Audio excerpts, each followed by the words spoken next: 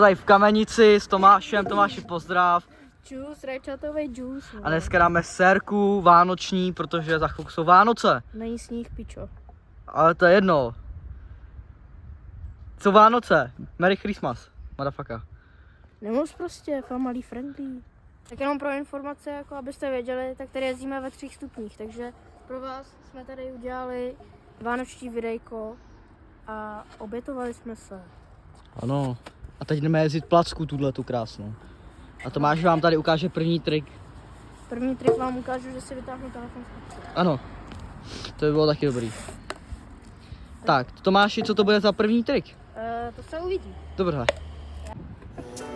Vodu na čaj, ulice venku zní tak tiše, pět a večer už začal. Jen praskání ohně, jestli si můžu něco přát.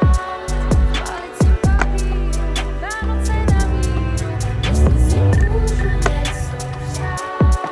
Probudit zas, tu Couváme se na tento funbox a budeme dělat triky přes tento funbox. Ano?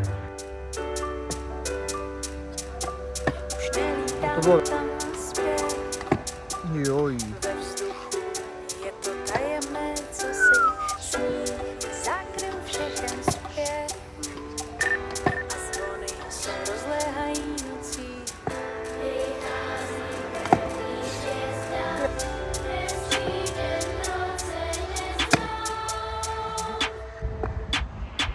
Jestli si můžu něco přát, pálit si papír, Vánoce na víru.